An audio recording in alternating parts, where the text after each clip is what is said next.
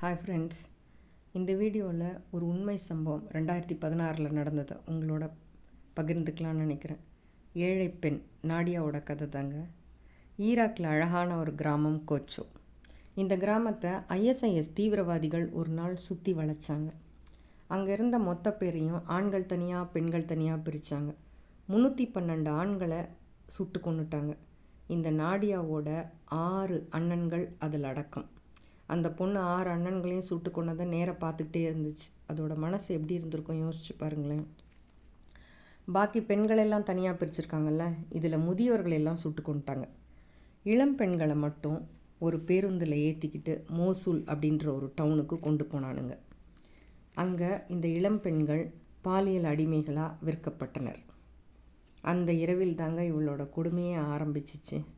கிட்டத்தட்ட 90 நாட்கள் இந்த பொண்ணோட உடலை எல்லாரும் யூஸ் பண்ணாங்க. தப்பிக்க முடியாத நிலமை. அவன் உடம்பு பூரா காயம், இரத்த கசிவு.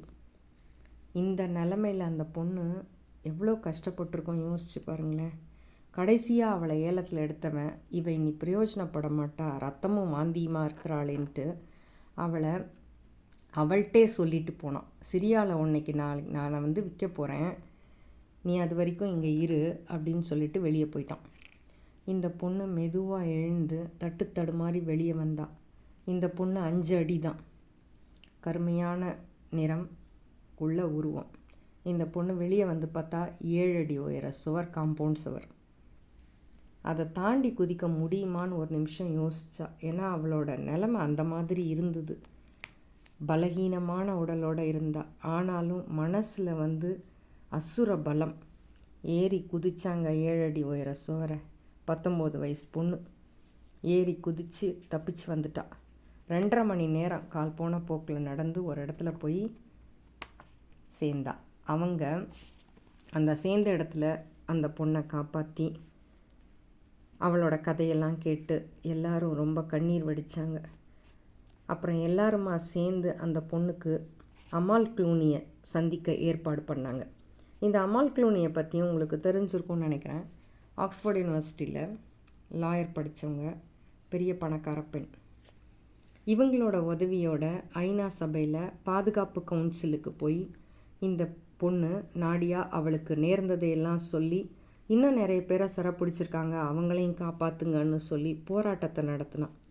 2016 நடந்த சம்பவம் இது. இந்த நாடியாவால் நிறைய பெண்கள் அப்புறம் காப்பாற்றப்பட்டனர்.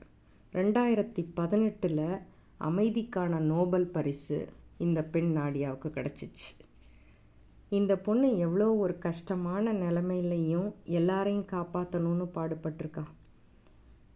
அந்த மாதிரி ஒரு நிலைமையில் யாராலையுமே இவ்வளோ ஏறி குதித்து அதெல்லாம் நினச்சி பார்க்கவே முடியலை.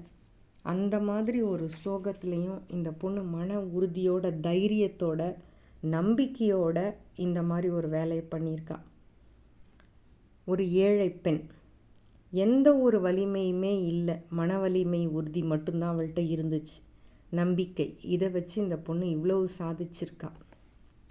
யோசிச்சு பாருங்கள் பெண்கள் எல்லாருமே என்னென்னலாம் அப்போ சாதிக்கலான்ட்டு.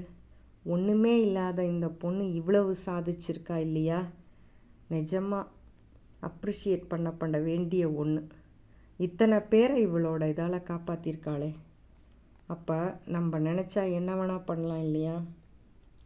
மன உறுதி, நம்பிக்கை, தைரியம், இதை எந்த நிலைமையிலையுமே நம்ம இழக்கக்கூடாது. மனசு வச்சா ஏழை பணக்காரன் இல்லை, யார் வேணால் நல்ல செயல்களை செய்யலாம் இல்லையா? உங்களுக்கு இந்த வீடியோ பிடிச்சிருந்தா சப்ஸ்கிரைப் பண்ணுங்கள், ஷேர் பண்ணுங்கள். அன்புடன் சாய். நெக்ஸ்ட் வீடியோவில் மீட் பண்ணலாம்.